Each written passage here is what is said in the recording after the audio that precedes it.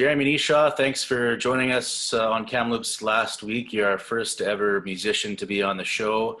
Mike Miltimo recommended you, and I said that's a great idea. I just want to ask you in general, off the top, about the Kamloops music scene. How would you describe the Kamloops music scene in general? It's coming back. It's obviously it's been a long time since any of us have been able to perform or play live anywhere because of the COVID restrictions, but we're starting to be able to get things back together again, and I'm starting to book shows and play with other people. The scene is good, I think. A lot of us, we've been cooped up for a long time, but we've also been spending that time practicing. And I always say, Kamloops is such a talent-heavy town. There's so many good musicians and good singers and good players and people in town, and we're all, we're ready to hit it even harder than we were before now. So let's forget about the pandemic for a second. Just pre-pandemic, how would you describe the kind of mix of music that you find in this city? It depends. A lot of places, if you're playing the casino circuit and that sort of thing, like they like top 40 covers, 70s, 80s, 90s, that sort of thing. And there's a lot of guys that do really well at, the CCR covers and good bar music kind of stuff, right? Yeah. But the other side of it too is there's a lot of room for the singer-songwriter.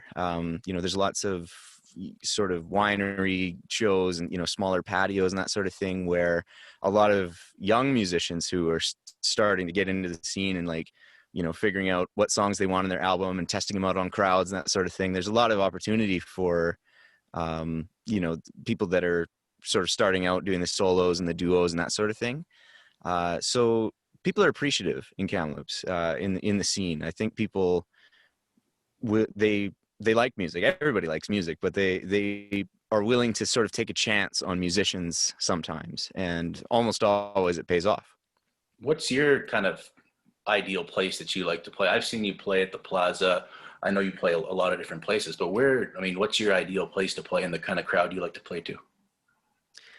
I like playing with my full band, and we don't play very often because we're pretty loud and there's lots of us. So for me, I love the band shell. I mean, you can't beat the band shell on a nice hot day, Rib Fest or whatever.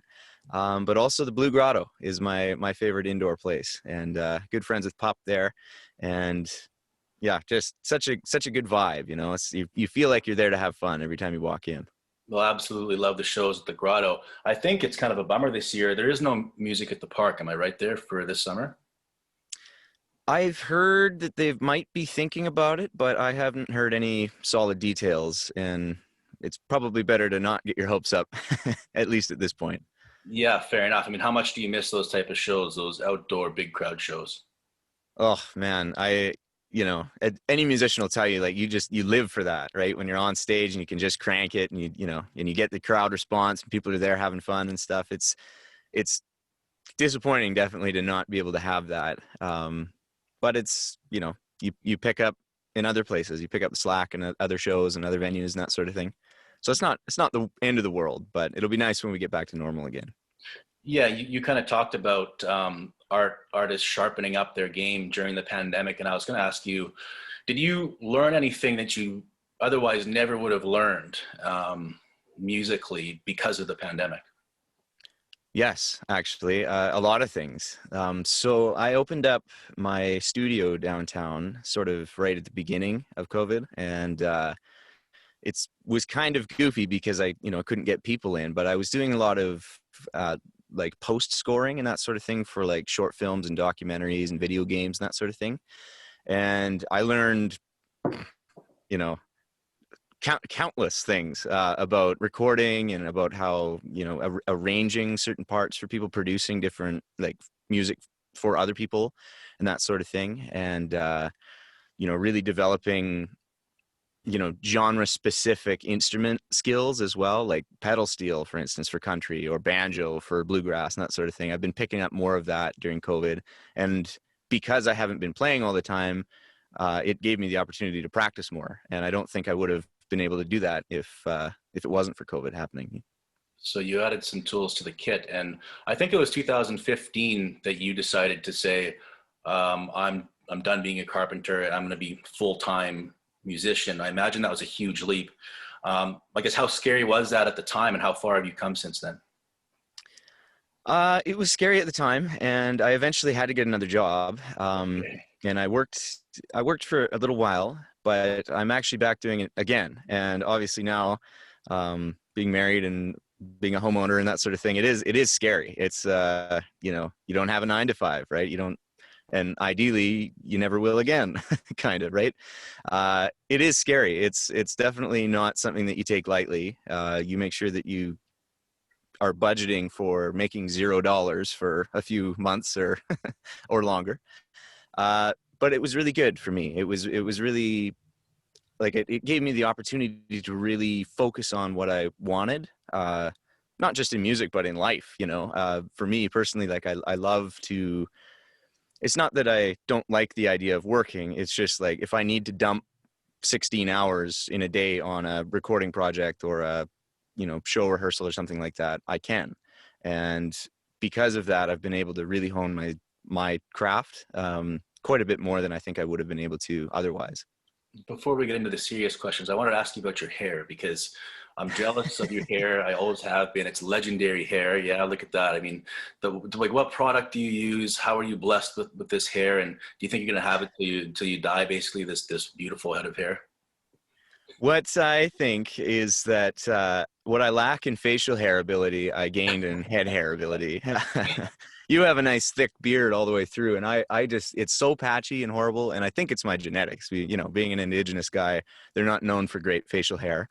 Um, but yeah, my products, I'll be honest, I use my wife's shampoo, so obviously whatever works for her is working for me too. My beard, I actually fake it. My beard's pretty weak in spots too. But you mentioned that you're Indigenous. It's National Indigenous Peoples Day today. You're born and raised in Kamloops. You're an Indigenous man. So how have you been affected by the news of the remains that were found here in Kamloops? Um, it's gutting, it really is. And I think when sort of the harsh truth and the harsh reality of it is that for a lot of Indigenous people, this isn't news. They've known this the whole time, right? They lived through this and they've seen it. And it's not something that's so far in the past that it's all but forgotten. Like my mom was adopted by a white family when she was 3, but all of her cousins all went to the residential school. And like, that's my mom. Like that's one generation. That's not even that far, right? So it's gutting is how I would describe it. And it's just the amount of this atrocity, and the amount of people that would be willing to sort of turn a blind eye because it didn't affect them. It's scary. But the other side of it, though, is that now it is getting attention and people are willing to look at it in the face and see this is a people group that genocide was committed on. And it's not, far away somewhere. It's not in Africa somewhere. It's like 2 minutes from downtown, and I'm sure as you've seen, there's the monument set up and the kids' clothes and stuff. And I can still barely drive by there and hold it together, man. It's really sad. Right. And I didn't know about your mom. I mean, so how aware of you were these type of atrocities, and how much was it relayed to you through her and your family of some of the things that had gone on out there?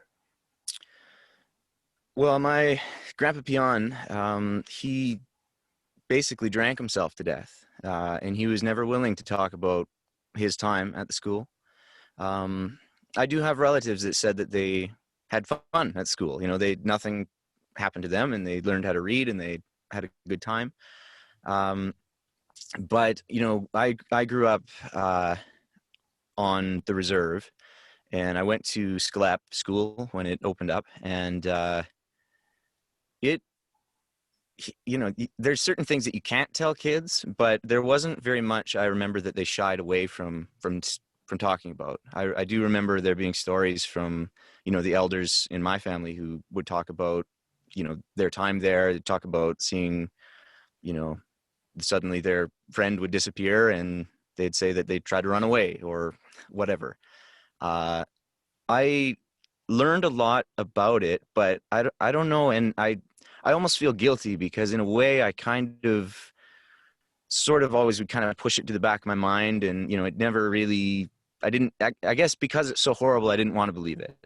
And then obviously finding the bodies of these kids that were there, it suddenly I'm realizing everything I ever heard was true, and, it's a lot. It's a lot of information, and it's a lot to process, really.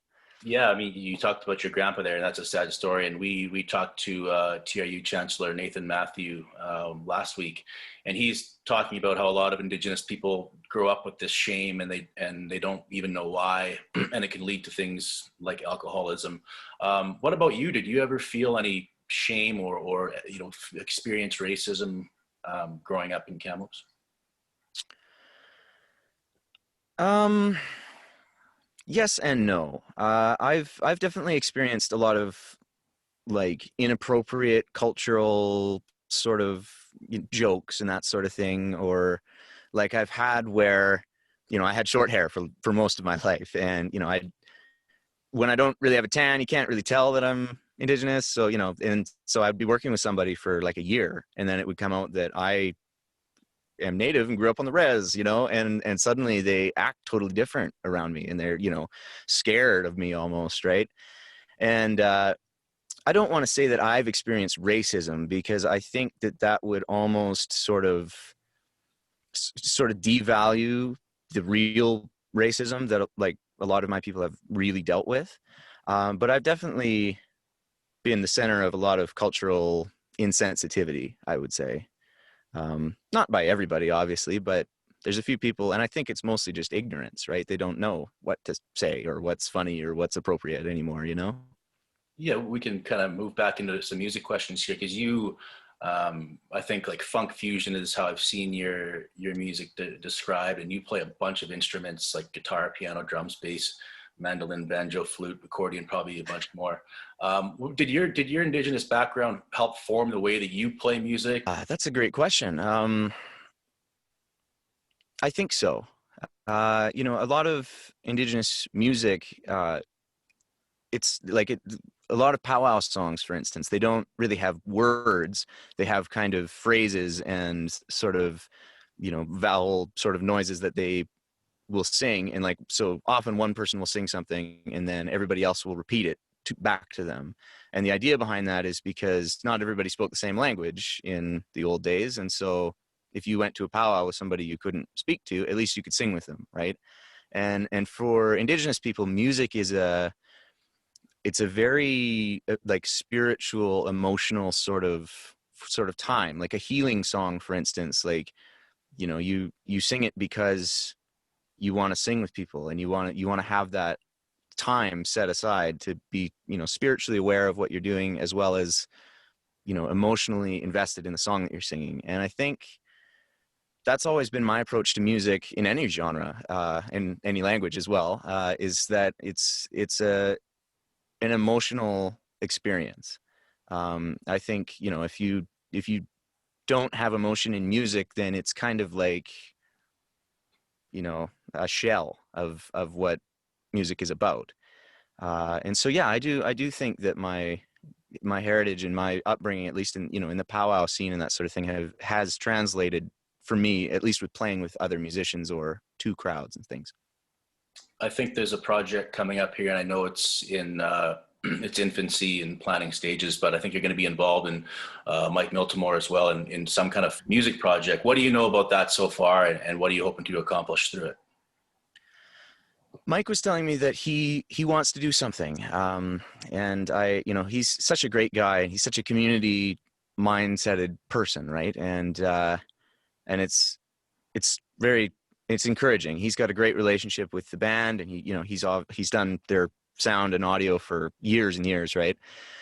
His plan, from what I understand, is a song that we'll get a bunch of different artists to sort of help write and arrange, and we'll all record it together, and have it sort of be a tribute either to the children or to the survivors or to anybody who's impacted by it. And just a sort of a way to bring us as musicians and AV people, and it's something that we can bring to the table.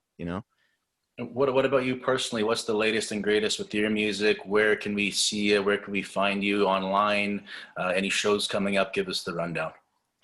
Okay, yes. I've been recording a lot, and so I've been doing mostly post-scoring things, but I do have another album coming out.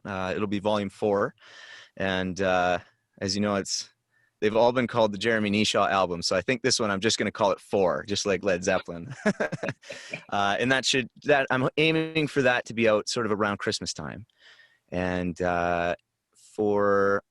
as for shows and that sort of thing, I've got lots of different solo things. And my band is getting back together for a big sort of bash and party out at Grotto Winery in the gardens on August the 27th. And from what I know right now, tickets are still available online. So that's where we're going to be. On the album, can we expect any duets with your wife? I have been hoping for that, and a lot of people have as well. So we're gonna try to talk her into it. So far it's a no, but it's not always a she might come around. She plays keys in the band now, so I mean that's the next logical step. Nice. I guess what about your ultimate goal? What's your ultimate goal in music? Do you have a somewhere that you want to end up, or a place you want to play, or what are your goals with music? I always tell people that my biggest dream in life is to be famous enough to be on Jimmy Fallon. All right. And I feel like that's relatively attainable. He has lots of people on his show.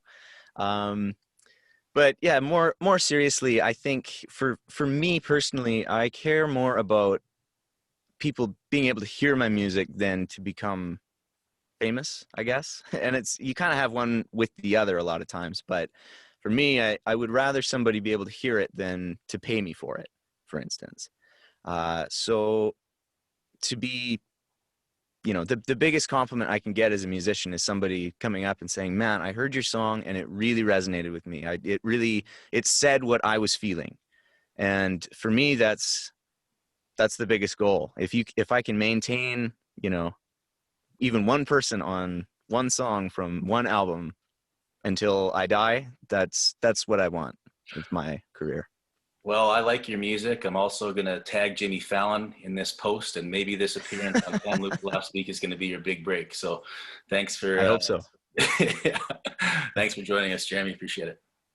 Yeah, thanks so much, Marty. I really thank you for your questions and the show too. I really appreciate the effort that you're putting into, shining light on community things that we're all dealing with.